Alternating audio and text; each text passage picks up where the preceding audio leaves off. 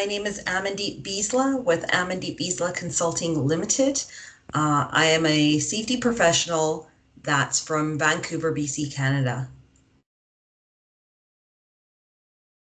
I would say one of my challenges is definitely finding a comfortable PPE that fits correctly, that actually protects. And I know this sentiment is shared with other women in the trades as well. So it's definitely something that needs to be addressed, that is being addressed. I would say that in the past 5 to 10 years, we've definitely come further and we've progressed, but we're still not there yet. Yes, absolutely. I mean, the focus has always traditionally been on men, but with more and more women coming into the workforce and our bodies being so different than men, it is very important to have a very comfortable fit so that we can get our job done. And again, that we're protected as well. So with women, a lot of times our bodies do fluctuate.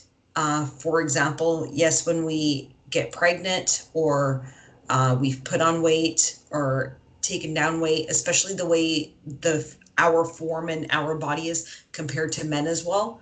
So it's crucial. It's really important that we have something that's more form fitted, that is not only not only protects us, but is comfortable for us as well. Working long shifts as well, especially if it's like a 10-hour, 12-hour, 14-hour shift, you're in that PPE for that duration of time. So why would you not have something that fits? Yeah, absolutely. There definitely is a difference when I wear PPE that's designed specifically for men versus something that's designed for women. So I'll give an example. Gloves. I have small hands. I usually take an extra small. It's really hard for me to write things, look at things, touch things when the gloves are bigger. So that's one example. Another example that's really important is personal fall protection as well. So when you look at fall protection harnesses as well, lanyards are typically the same, but with the harnesses, there definitely is a difference between harnesses for men versus women. Again, it goes back to how our body is shaped, the way our hips are, our shoulders, chest, looking at the entire body as well. And it's different than men. So having something that's comfortable.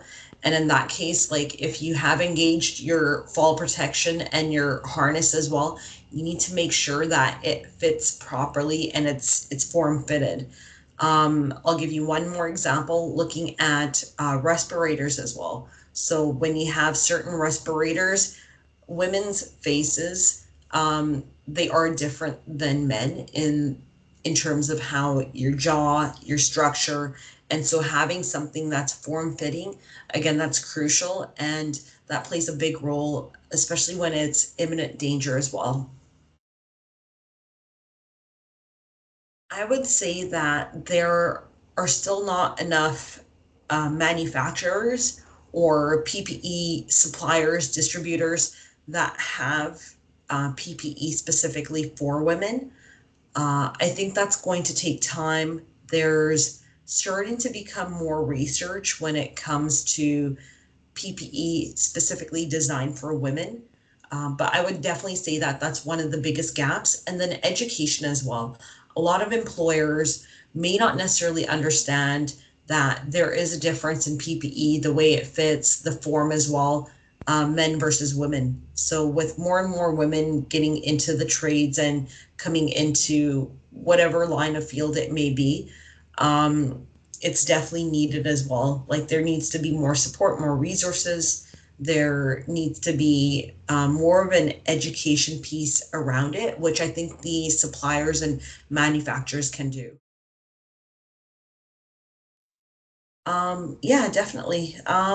When it comes to steps being taken for employers or industry leaders, I would say just being educated and informed and ask your workforce, have that conversation, talk to them.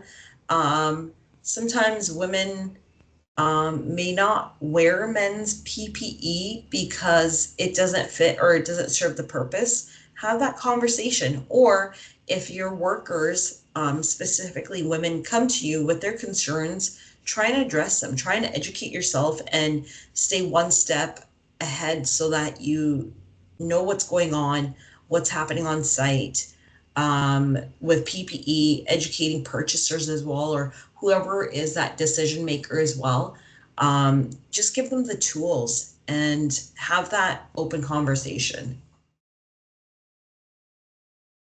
Yeah, I would say with regard to women entering construction, specifically giving them advice, explore your options, go online. Nowadays, there is more information than there was before. So absolutely, if there's anything that isn't fitting or doesn't sit right, research it, have an option available, and then go talk to your employer. Tell them that there's an issue with whatever it may be. So, for example, your fall protection, your respirator, your coveralls as well, your gloves, and let them know that it's causing more of a problem or it's a concern.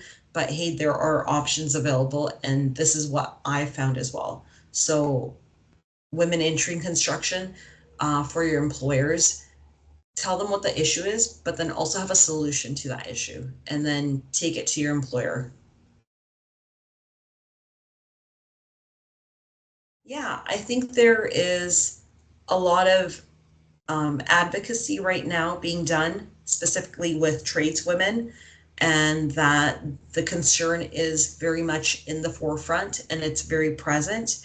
And kudos to all the women that are advocating to have better PPE, better form fitting, and bringing up with their employers and taking those steps as well.